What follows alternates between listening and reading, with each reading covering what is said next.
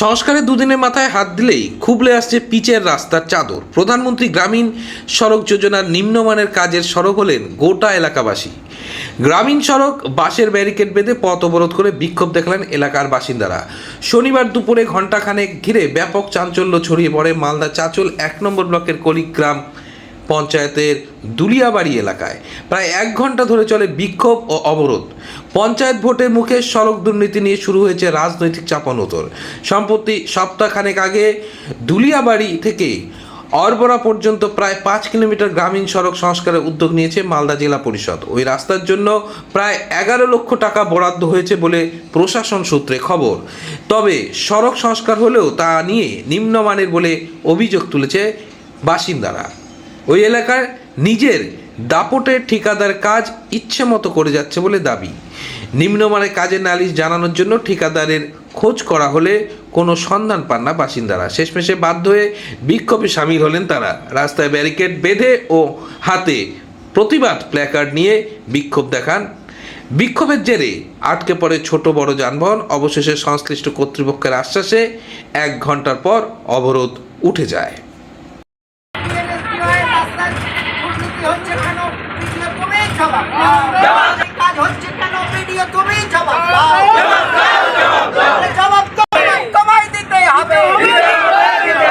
Actually ১ বছর আগে এই রাস্তাটা সংস্কার হয়েছে। ১ বছরের মধ্যে ৩ ভাগ রাস্তা ভেঙে গেছে। এবারে আবার যেভাবে সংস্কার করছে এই ১ বর্ষাতে পুরোটাই ভেঙে যাবে। পুরোপুরি কোথাও যেখানে সেখানে ওরা একটু একটু করে মশলা দিয়ে চলে যাচ্ছে, সেটাও দেখছি পরের দিন উঠে যাচ্ছে। এইভাবে কাজ করার অর্থ থুতু দিয়ে ছাতু মাখা, এইরকমই কাজ হচ্ছে। কাজ তো জেলা পরিষদের তত্ত্বাবধানেই হচ্ছে, PMSDY এর কাজ। তো প্রশাসনের দেখার কথা। চাঁচল ১ নম্বরের বিডিএম সাহেব ওনার এলাকায় কাজ হচ্ছে, উনি তদারকি করবেন না? কেন গ্রামবাসীকে বিক্ষোভ করতে হবে? তার মানে সব জায়গায় একটা কাটমানির খেলা চলছে। সেইটার বিরুদ্ধেই আমরা রাস্তায় নেমেছি। ঠিকাদারের কোনো নাগালই পাওয়া যাচ্ছে না। সেদিন যখন কাজ করছিল যে সমস্ত লেবাররা, আমি তাদেরকে গিয়ে ধরলাম, তোমাদের ঠিকাদার কোথায়? উনি বলছেন যে ঠিকাদারের তো আমরাও খবর জানি না, উনি মালদাতেই থাকেন, উনি এইভাবে কাজ করতে বলেছেন, আমরা করছি। আমরা রাস্তাটা বন্ধ করতে পারছি না, কারণ বন্ধ করলে হয়তো আবার হয়তো ওরা ফিরে চলে যাবে। অ্যাকচুয়ালি বিক্ষোভ দেখিয়ে আমরা দৃষ্টি আকর্ষণ করতে চাইছি প্রশাসনের তথা বিডিওর, যেন বিডিও সাহেবের ১ নম্বর ব্লকের বিডিও সাহেবের এলাকায় কাজ হচ্ছে, ওনার তদারকিতে যেন সঠিকভাবে কাজ হয়। মানুষ যেন যে পয়সাটা PMSDY খরচ করছে সেটা যেন সঠিকভাবে খরচ হয়, এটা দেখার দায়িত্ব আমাদের বিডিও সাহেব। উনি ঘুমোচ্ছেন, উনি কোনো কিছু করছেন না। ওনার চোখে আঙুল দেওয়ার জন্যই আজকে গ্রামবাসী বিক্ষোভ দেখাচ্ছে। একটাও মানুষ বাড়ি যাচ্ছে না, কারণ সবার একটা মনের মধ্যে যে ক্ষোভ তৈরি হয়েছে। অ্যাকচুয়ালি কাজের নামে যে লুট চলছে, এই যে লুট চলছে, এই লুটের বিরুদ্ধে মানুষের এই ক্ষোভ রাস্তায় নেমে পড়েছে। আমার নাম কাজী আতাউর রহমান, আমি এই এলাকারই বাসিন্দা। আমিও এই রাস্তা দিয়ে হাঁটাহাঁটি করি, মানুষের অসুবিধা বুঝতে পারি। এই এলাকায় রোগী নিয়ে যাওয়া অসম্ভব হয়ে পড়ে। ১ বছরের মাথায় আজকে আবার দ্বিতীয় রিপেয়ার হচ্ছে।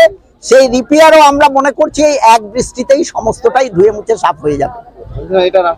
আপনারা চাঁচল অঞ্চল, ভগবানপুর অঞ্চল, মহানন্দপুর অঞ্চল, খড়বা অঞ্চল, এই রাস্তার উপর দিয়েই মানুষ যাবে। এতগুলো অঞ্চলের মানুষের অসুবিধা করে আজকে এই রকম টাকার লুট চলছে, তার বিরোধিতা করছি আমরা। দেখেন, আমাদের প্রধানমন্ত্রী গ্রাম সড়ক যোজনার যে কাজ দীর্ঘদিন ধরে পেন্ডিং ছিল। যে কাজগুলো হচ্ছে সে কাজগুলো, আগে যে কাজ হচ্ছে তার মেনটেন্স কাজ হচ্ছে।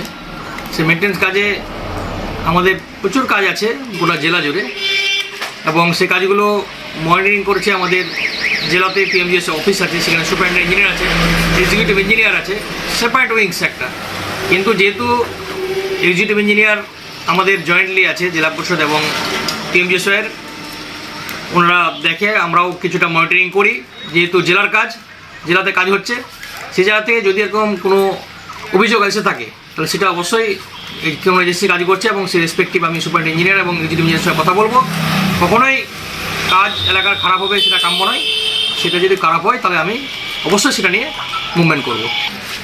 এছাড়াও যেহেতু এটা মেনটেন্স কাজ, তো মেনটেন্স কাজে যদি কোনো রকম সমস্যা থাকে বা যদি কাজ খারাপ থাকে, এটা ওনাদেরই এজেন্সির দায়িত্ব থাকে এবং সেটাকে অবশ্যই করে নেওয়া যাবে পরবর্তীতে।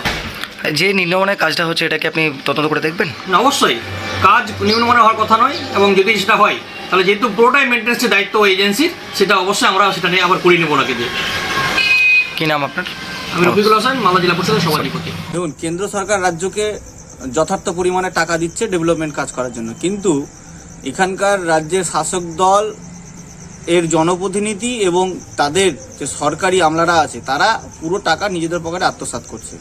আজকে দুলিয়াবাড়ি থেকে অরবরা পর্যন্ত যে প্রধানমন্ত্রী সড়ক যোজনার কাজ চলছে, রিপেয়ারিংয়ের কাজ চলছে, সেই টাকা বরাদ্দ যে টাকা হয়েছে সেখান থেকে ঠিকাদারদেরকে কাজ বের করার জন্য প্রচুর পরিমাণে কাটমানি শাসক দলের নেতা এবং তার আমলাদেরকে দিতে হচ্ছে।